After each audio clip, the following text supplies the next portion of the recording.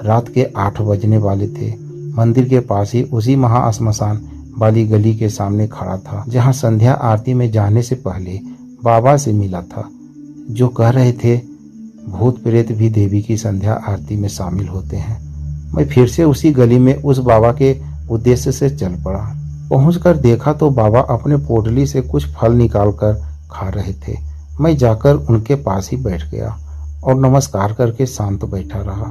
सोचा कि पहले बाबा खा लें, फिर उनसे भूत प्रेतों के बारे में पूछता हूँ। वह साधु बाबा खाते हुए मुस्कुराकर मेरी तरफ ऐसे देख रहे थे मानो मेरे मन में चल रही सभी बातों को वह जानते हैं कि मैं उनसे क्या पूछने वाला हूँ। किसी के दिए 3-4 पूड़ियों को खाकर बाबा बोले, क्या चाहिए जो मेरे पास आकर बैठ गए? तुम जहाँ पर बैठे हुए हो वहाँ पर पहले कोई और बैठा हुआ था और तुम उसी के ऊपर बैठने वाले थे। वह तो अच्छा हुआ वह जल्दी से हट गया। मुझे इस बार उनकी बात पर हंसी आई। मैं बोला, कोई नहीं था, आप मजाक कर रहे हैं। वैसे तुम्हारा नाम क्या है बेटा? राघव। और आपका? पता नहीं, लेकिन लोग पगला बाबा कहकर बुलाते हैं, जो मुझे अच्छा भी लगता है। श्री गुरु बामा खेपा के जैसे मुझे भी लोग पागल बुलाते हैं। यह तो मेरे लिए सौभाग्य की बात है। मैं उनसे पूछना चाहता था कि वह उस समय किस बारे में बात कर रहे हैं, इसलिए मैं बोला, बाबा मैं कुछ देर पहले आया था, आप कह रहे थे यहाँ के भूत प्रेत भी देवी तारा के संध्या आरती में शामिल होते हैं, क्या यह सच है?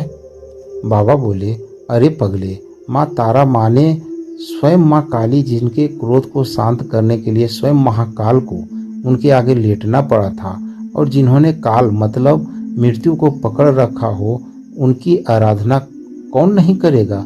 देवी श्मशान वासिनी है, इसलिए भूत प्रेत पिशाच, यहाँ तक कि श्मशान में रहने वाले श्रापित कुत्ते, सांप, कौवे, सभी को अपनी मुक्ति के लिए देवी की आराधना करनी पड़ती है, वरना सभी यहीं भटकेंगे। तुम भी करो, वरना तुम भी यहीं भटकोगे।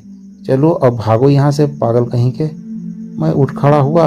अभी तक तो शांत थे लोग, ऐसे ही इन्हें पागल बाबा नहीं बोलते, सच में लगता है पागल ही है, लेकिन बातों से ऐसा बिल्कुल भी नहीं लगता। और वैसे भी इन साधु बाबाओं को समझना आसान नहीं। मुझे नहीं पता, लेकिन न जाने क्यों मैं जाना नहीं चाहता। मुझे और भी अजीबोगरीब बातें सुननी है, जो कि मुझे अच्छा लगता है। बाबा बस आपसे कुछ बातें करना चाहता हूँ, इससे मुझे कुछ ज्ञान भी मिल जाएगा। यह सुन बाबा और भी गुस्से में आ गए और पास ही पड़े एक लकड़ी के टुकड़े को मेरे तरफ फेंकते हुए बिगड़कर बोले, भाग यहाँ से, ज्ञान चाहिए ज्ञान। फिर हंसने लगे। सचमुच यह बाबा पागल है। इस बार गुस्से में मैं सीधे वहां से आगे चल पड़ा।